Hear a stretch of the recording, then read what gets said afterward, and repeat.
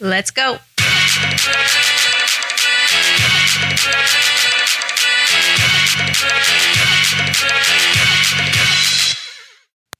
Welcome back, everybody, to Talk Dirt to Me. My name is Sandra Graham. It feels like it's been a while since I've sat in this seat, but my co-host is back, Mike Saunders. Hello. And today's guest is gearing up for an exciting second season behind the wheel. After gaining experience and confidence in his first year, he's coming into this season ready to take the next step and show what he can do out on that track. Everybody, please welcome the driver of the 77D, Danick Seguin. Hey, how's it going? Good. How are you? Good. Thanks for having me. Yeah, no, thank you for doing this. This is, I was trying to figure out who we wanted to kind of chit chat with, and we thought you would be a good one. So here we are. I appreciate it. Me and my girlfriend are big fans of the podcast. I love it. And thank you. You both have sponsored an episode. So thank you very much. No problem. All right, let's jump in. So you are going into year 2, correct? Yep. So what kind of first got you into racing? Born and raised a car guy, always getting my hands dirty, working on cars. Had a couple street cars, getting in trouble, Figured I should probably take it on the track. Did some enduros, loved the enduros.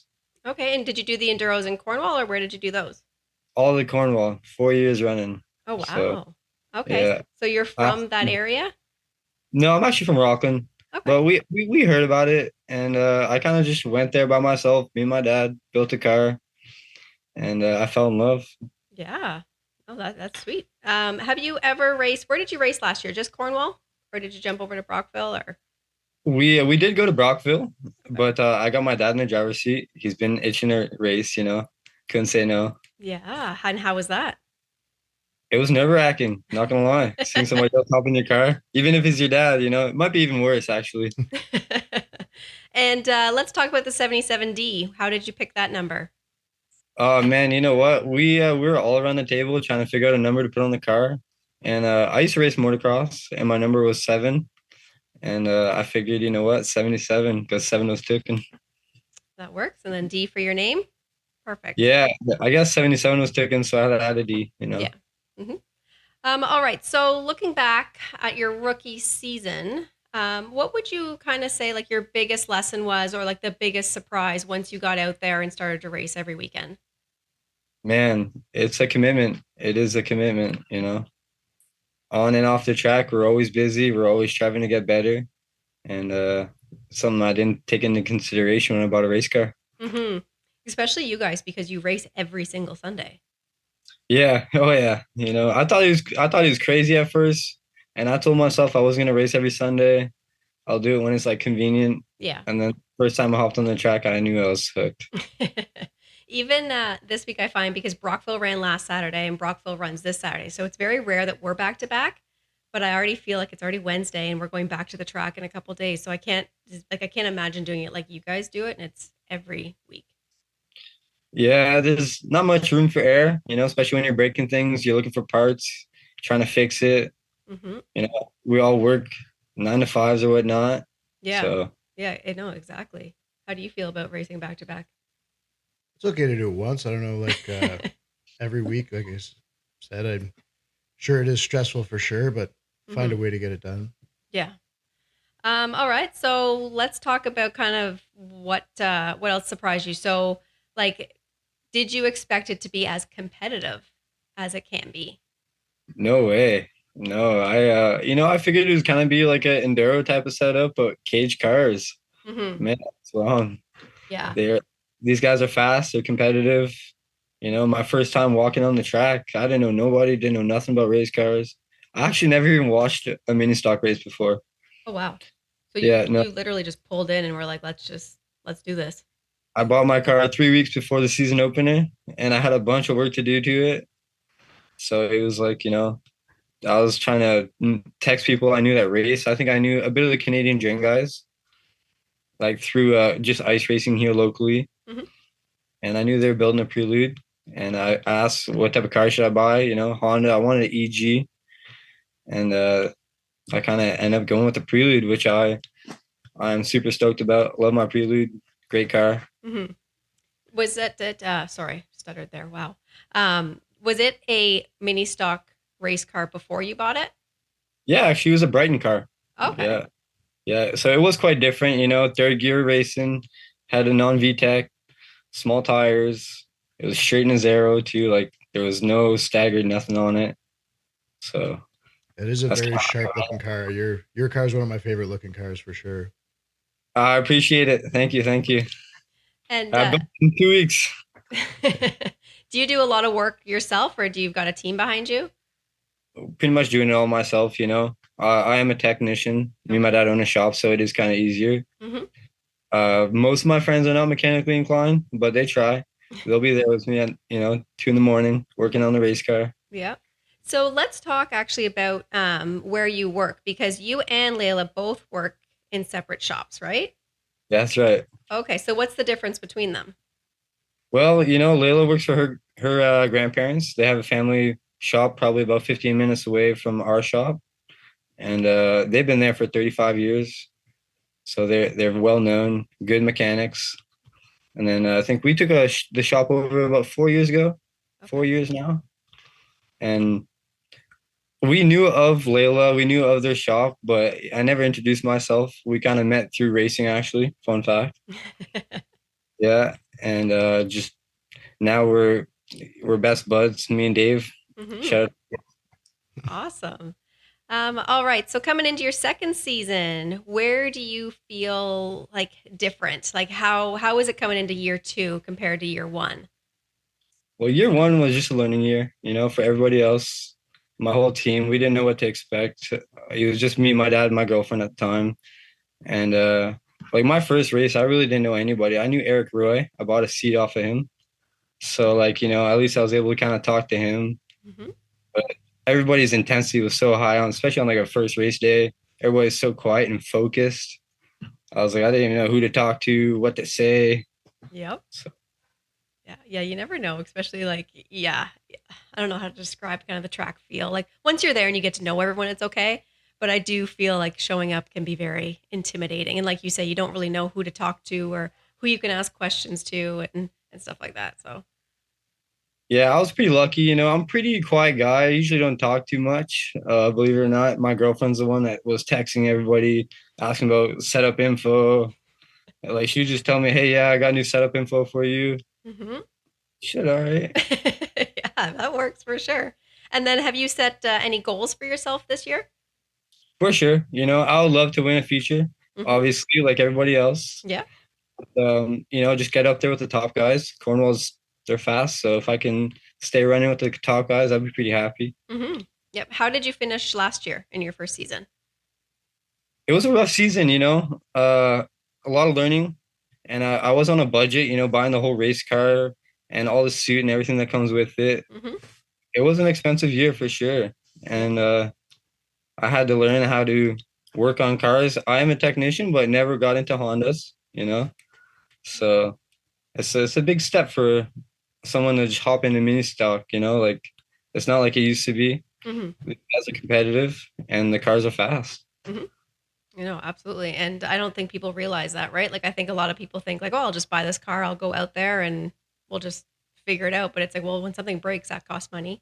And then all of your safety gear costs money. And then yeah, it is a lot, like between the commitment and how much money goes into these cars and like you say, and to be competitive and but, yeah. I think you're in pretty good hands, though. I know there's a lot of guys at Cornwall that are super helpful, and I know some of them have reached out on your behalf. Some really good guys, so I think you're in good hands. Yeah, I couldn't believe it. We gained traction pretty quick. Everybody there was super friendly once you started like, racing and they seen, I wasn't a dirty racer. I was trying to hold back a little bit. I don't try to make enemies, try not to bump. And it is hard. You don't really you're really middle pack racing when you're like that. But it's a good place to learn. You gotta get through traffic. You gotta learn how to find lines, study people's lines, study people's driving. For All right. sure. I actually think like when I started with the Cobalt, it was a really good starter car. But I think like the best thing for me was like a lot of the nights. First of all, I was new to it, but like being in the middle of the pack, I learned a lot about holding your exactly what you just said, like holding your line. And so like I think if you were like so far back, you weren't with everyone, or if you somehow were out front, like it's you don't learn as much as being right in the middle of the the wolf pack, you know? Yeah, exactly. You learn quick, and it's expensive. You don't want to wreck anybody's ride, you know. You don't want to start no trouble. And I get how people are so timid when they get on the racetrack at first. I'm usually not a nervous guy. I wasn't nervous lining up, but as soon as I seen the checkered flag or the green, I was quite nervous. You know, I was like, "Holy crap, I'm gonna slide into somebody's." Yeah. I think that's one of my biggest fears is like ruining someone else's night. And then like, I'm going to get punched in the head when I go to my trailer. Yeah, it's just me, my girlfriend, and my dad. These guys are pretty big, and there's a lot of money and a lot of time and time away from families. It's a big deal for people. I understand that. I think someone like you too, though, like I've met you, I've talked to you. I think like everyone knows that if you did get into someone, it was like obviously a mistake. They know that you're not going to purposely dump someone there's guys, that if they like, there's guys that I know if they hit me, no matter what, they didn't do it on purpose. So let it go, Yeah, exactly. That's a great point. You know, I personally, I thought it was hard to get hit and not hit back in a sense. When someone's hitting your rear bumper and spinning you out, you got to keep your cool. You got to keep your emotions down. For sure. Yeah, and like sitting in the stands too, you can almost see it happening. Like you can see like, okay, he bumped him. Is he going to bump him back? Or you can just see it like go one way. And like you say, at the end of the day, you want to be able to get off the track, not ruin anyone else's equipment, not get punched in the head. Like it's that fine line of just being careful and being safe, but winning a race. Yeah, exactly. You also got to be competitive. I've recently learned that you got to be a bit aggressive to get to the front, and everything else will come. You're going to bump into people. You're going to rub. There's a difference between rubbing and taking out, for sure. Yeah, definitely. What would you say is the toughest part of racing that fans might not realize? Hours in the shop, It's like, if you want to get better, you have to spend the hours in the shop and learning and studying and just trying to better yourself as a race car driver. Put away other hobbies, Yep, definitely. Do you study a lot? Like, will you jump on YouTube or watch videos back to kind of see, like you said, like who drives what line, how aggressive they are, how fast they are? You look at their lap times. You know what? I actually don't. I really don't. I do not pay attention to lap times. Like last year, I didn't even know where I was in the points at all. I didn't even know how the point system worked. Like I was just getting my race car on Sunday and racing. Good for you. Yeah. That would take a lot of stress off it and a lot of pressure off yourself, I'm sure. Exactly. Like I made it my mission to show up to every race, but I didn't have expectations. Like if I'm driving it on the trailer, I'm winning. That's a good way I've to put heard it. that before in this house. Yeah, definitely. All right, so let's talk about race day. So when you wake up in the morning, how do you kind of prep to get to that track? Well, you know what? It's like every other day, really. I'll probably have the car and the tools loaded already the night previous. And I'm still young. I don't let it affect my nights. We'll still go out the night before. I'll try to keep it to a minimum, obviously, but we still gotta live. I got friends, I got other hobbies, and I just try to keep it as natural as I can. Good for you. That's because I do know, and this isn't a jab at Mike at all, but it does consume a lot of time and weekends and everything else. So kudos to you for still kind of going out and doing things and living life, and then also racing. It was kind of my deal with my girlfriend and my family. Like they were super supportive for sure, but they, I got other hobbies, I got other lives to live. I wrench all day, and then to stay after work and wrench on the car, like it becomes a lot. Yeah, and especially like say when you are racing every weekend, that's every single Sunday that is consumed, right? So. Yep. Yeah, exactly. Sundays are a write-off for me, and my friends know it. Yeah, they know where to find me. I'll be at the track. Do you find it hard Mondays getting up and going to work and kind of jumping back into normal routine? Maybe the first couple times, like we're getting home at 12, but I'll leave my car on the trailer in the truck, and I'm not touching it until probably Tuesday. You know? Yeah. No, there's nothing wrong with that. Any superstitions? Don't drop your helmet. Have the old school motorcycle. Try not to drop your lid. That's a bad one. Okay, I don't think I've ever heard that one before. Don't try not to drop your lid. Your helmet's sacred. So Mm, that's thought. yeah. Another one that I'd heard of recently is green. You're not supposed to have green on your race car. Where does Like, that don't come wear from? green. Or don't wear green? Is that an actual one? I've heard it. I wore green on Saturday, and I didn't even think of it till now, actually. But Hmm. Maybe it brought you luck. yeah, maybe I don't know. Yeah, I've never heard that one. No. No. Yeah, I heard that not long ago. I thought interesting because then you look around, there is a lot of green things at racetracks. So I don't know. All right. So where else have you raced? Have you just well, you said Brockville, Cornwall. Did you ever take the car back to Brighton? No, I was supposed to. We were supposed to, but racing every Sunday, it's hard, And a lot of my family come to Cornwall because it's close. They have a great racetrack, great concession, you know. And anywhere else, it's hard. It's gonna be me, my girlfriend, and my dad probably. So I did go to Maniwaki. That was crazy. How was that? Other than crazy, but That was crazy. That was a hell of a race. There's a lot of collision, a lot of, first thing I noticed is no first responders, there's no loaders, nothing like that. Like I didn't know what would happen if I end up on my lid. But I did hear that a lot of it has changed and they're trying to progress their track. okay. So who knows, maybe I'll go back. Mm-hmm. But Did you go that the same night as Eric and them last year? yeah, that was the night they invited me. So I need to get some seat time. I Mm, figured it'd be a good idea. yeah. I've never been, but do they have like infield tractor tires or like barricades or what do they use?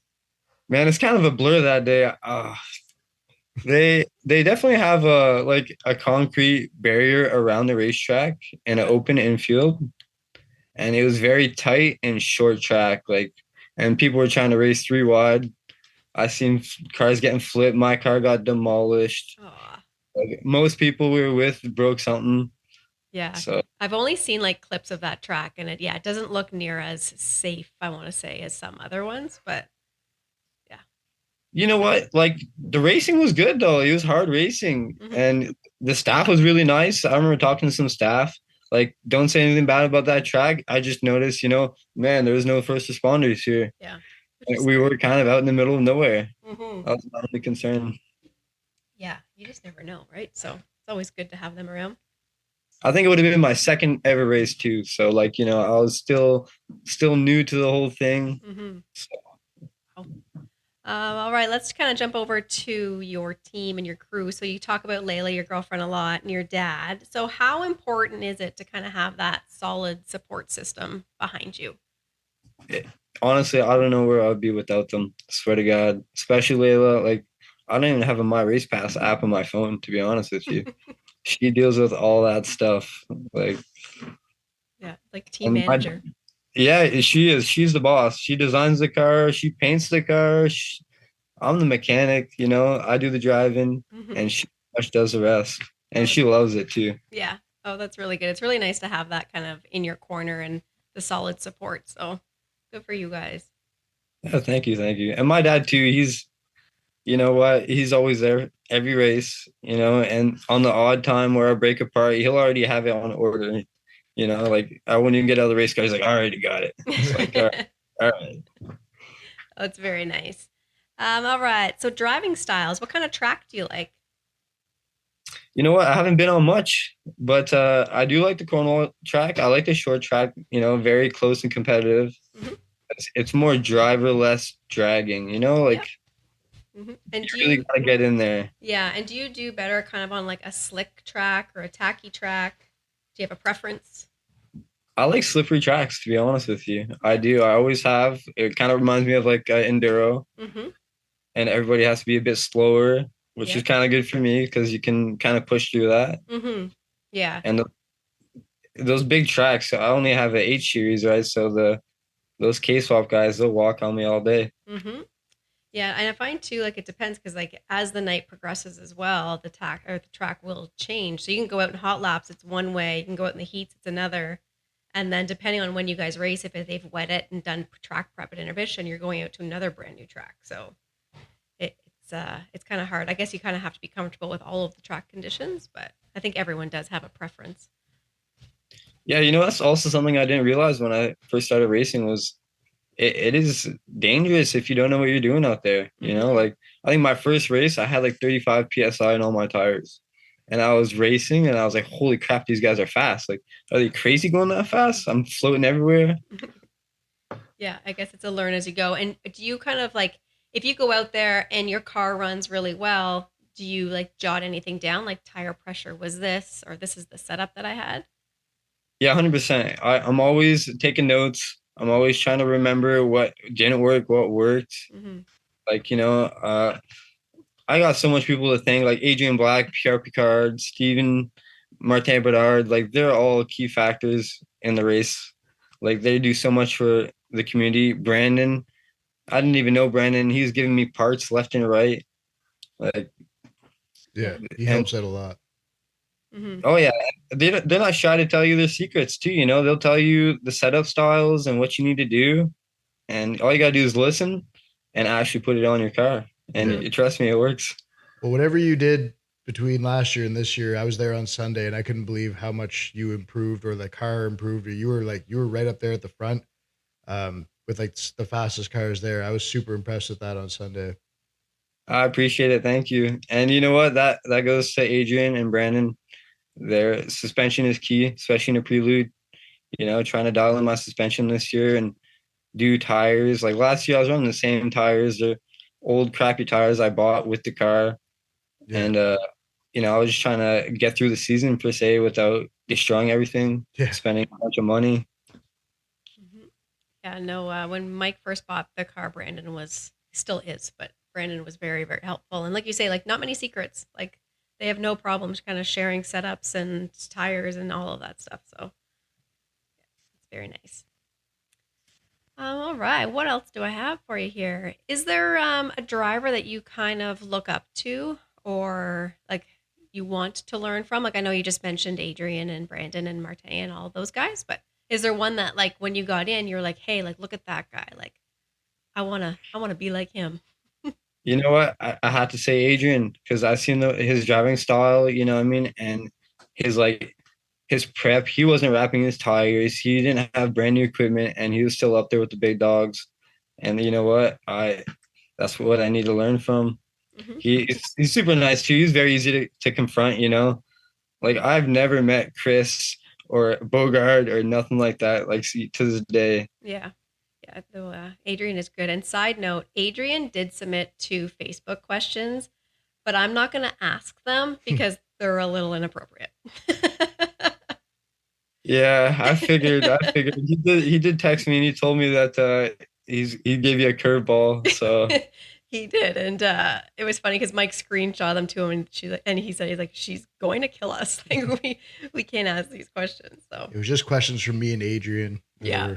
Probably shouldn't be asked. Yeah. We'll ask them afterwards. Ask him now.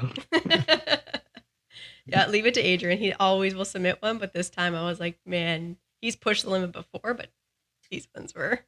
I'll tell you later. All right, I'm curious. We were actually over yesterday at Steve's house helping Adrian put his engine in, and my girlfriend was trying to get it out of him, and he would not tell us. He's like, I need you to get hit naturally. I need a natural response. Yeah, well, it's Can't funny. Prepare for these things. No, exactly. Yeah. Yeah, no, he is a character for sure. Let's look at this season coming up. So what's one thing you kind of want to prove, or is there something that you want to prove out there? We put a lot of time and money into this car, and I want to prove that it runs with the top guys. I mean, this previous race was good, but it wasn't perfect, by all means. I actually blew a clutch in the feature, like right before the feature. I was supposed to start at P4 or P8, and I couldn't get the car into gear. I was driving me crazy. Luckily, Adrian pushed me, and we were able to bang into second. So I had to start dead last, obviously. That's friggin' frustrating, especially when you think everything's good and you're going out there and last minute things. Especially must be tricky when there was a couple red flags on Sunday too. Yeah, you know what? I don't know how I managed the one red flag. I kind of pulled into pit road and did some circles in pit, and the guys are yelling at me, and just kept doing circles. I had to stall the car out. Like I can't stop. Like Sorry. it was stuck in second gear, no clutch at all, you know? Yeah. Mhm.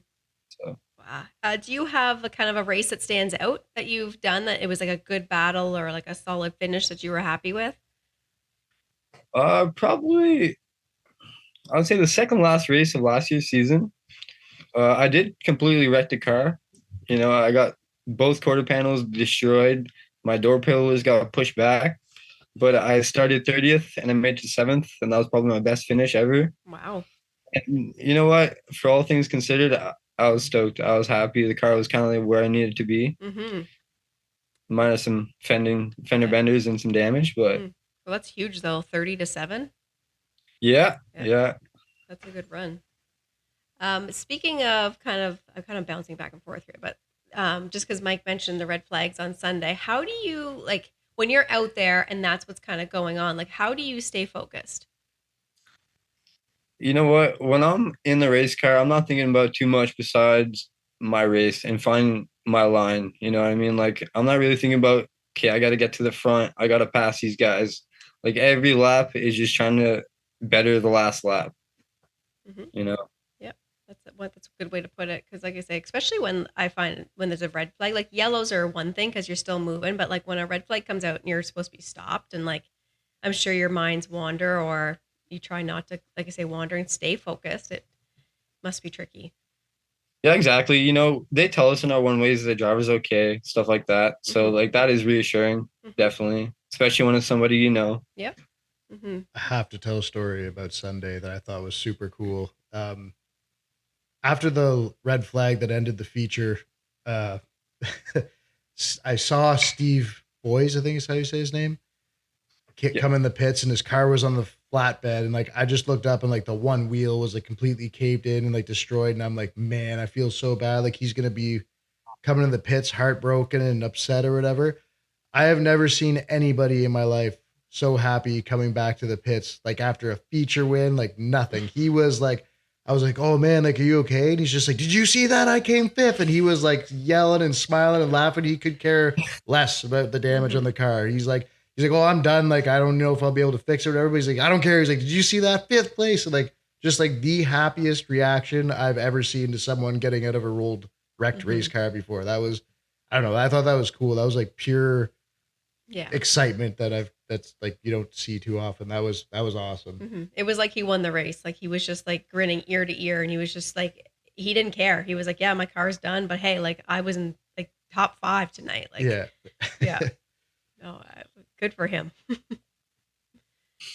All right. So if you could kind of describe your mindset in one word going into season 2, what is it? Focused.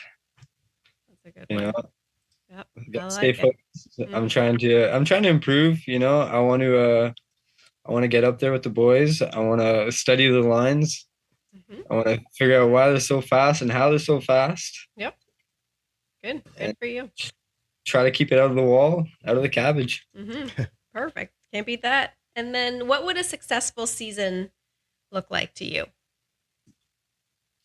You know what? At least a good heat win, and if I could, a feature win would be awesome. You know, but we have real fast guys, so I know I'm gonna have to work hard for it, and there's gonna be a lot more adjustments to the car. But I'm ready to do it. Mm-hmm. Sure, a heat win is like inevitable for you, and I'm sure a feature win is right there too. Well, I appreciate it, and you know, I am trying hard. Also, you know, I'm on a budget. I can't wreck the race car. You know, as much I want to push and go as fast as I can and be late on the brakes. You know, at the end of the day, I only got one race car, so yeah. Mm-hmm. Yeah, that is true. All right. So when I asked you today what song you wanted, you gave me 2. So I think you've settled on Animal. Yeah, that one will work. Yeah. All right. So why that song? To be honest, I looked at my phone and I went on my playlist and my divorced dad playlist, you know, and that's usually what I'm jamming to when I'm on my sled or on my bike. Mm-hmm. All right. That'll work. Yeah. All right. Well, I will put that on. And that's all that I've got for him. Do you have anything? Yeah. Very important question. What brand of sled do you ride? Oh, you're not going to like this, Mike. Actually, I do have a Polaris. Yeah, my dad does have an Arctic Cat. I love that thing. It's fast as hell. Oh, you'll learn to love it. You know, we both got the 800s. He's got the F8. I got the Assault 800. Nice. But yeah, I do love my Polaris though. This thing feels like a motocross on the snow. Yeah, well, I guess I'll let that go. Yeah, you know what? I'm a mechanic. I can fix it. Yeah, that's right. I can't say much about Arctic Cats. They're probably worse, but they're fun. Fast as hell, those Arctic Cats. My dad has like a 2014, and let me tell you, that thing, for what it is fast. Yeah. Mm-hmm. So you race in the summer, sled in the winter. Do you do any motocross at all still? Yeah, for sure. Actually, the Saturday before my race, me and my brother went out riding, ripping some motos. Wow. I actually bruised all my inner thigh. I got a fence post right in the nuts. And you still got in that race car on Sunday. Hell yeah. I did tell Tyler, though, I got to relax. I told my brother, I got to relax. I do have to race tomorrow. I'm going to be sore. Oh, well, good for you. All right. Well, that's it. All right. Do you have anything for us or anything you want to chat about? I did have one question for Mike, actually. You know, I've been listening to the podcast. I kind of know what you're saying about the K series, but what stopped you from doing a K swap in the prelude? Honestly, that car works so well that until I run out of them or something happens, I don't really care to change. I realize there's a lot of like the positive things, like easier to get parts and availability and stuff. But like I said, until I run out of motors or something, I don't want to change a thing on that car right now. I'm happy with it. It did Brandon well and everyone else who drove it. So we'll just keep her that way till we use all the parts around, I guess. Oh, man. I did see your race in Brockville, and I got to say, man, that thing looks fast. Yes. Worked well last weekend. Just hopefully we can keep that up and or even anything close to that this year. But just keeps running good. I'm happy. Awesome. Who knows? I think maybe I'll try a race out in Brockville. Yeah, you should. Mm-hmm. Yeah, I would like it. I did an enduro this year, and I like the track, actually. I did like the track. It's a lot, I've said this before, but it's a lot different, I find, than Cornwall. And I like Cornwall. Like it's I find Cornwall is like a big smooth turn. Like you're almost turning the whole time. Not that I've raced there that much, but the laps I have done, it's almost like one big gradual smooth loop. Whereas like I said, I'm sure people have heard me say this, but Brockville I find feels more like a drag strip and then into a hard turn more so than the easy oval. Yeah, there's like plus and my minus. dad, he had raced both of the tracks, and he said he likes Brockville more. Okay, so, I don't hear that too often. You know, he actually went over the berm first corner in his hot laps. He went over the berm hard. Yeah, well, it's that berm in turn one is tricky. Like even still this year, like when I came off after the heat going over that berm, you almost forget. You're just like, I hope there's no one parked there because you can't see anything. You're just looking at the sky and then all of a sudden down at the ground. But it's I've gotten used to it. I love Brockville. Yeah. If you do come, you're gonna have to let us know, and yeah, come hang out with us. And like I say, it's a good atmosphere at Brockville. Like they're all the tracks are really good, but Brockville's pretty tight knit, and yeah, it's a pretty cool spot to hang out every couple Saturdays. So yeah, that's one thing I do like about it too. You guys race every other Saturday. Like that's nice. Yeah, gets a little break. Yeah, you can come park with us. Us H guys got to stick together. That's right. That's right, Mike.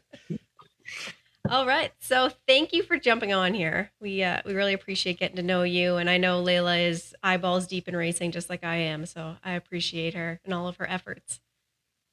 Oh, well, I know she's going to love that. Okay. So you don't hang up. I'm just going to say bye to everybody else, but you stay online for a minute. All right. So thank you, everybody, for coming back. Next up, we are trying to get Rylan Banks on here. So he's got in the hot seat, well, the driver's seat, I guess, of the Sportsman. So we want to kind of quiz him on mini stock to Sportsman and see how that goes. Mike, thank you. See you later. Danick, thank you very much. No problem. Thanks for having me. All right, everybody. Have a great night.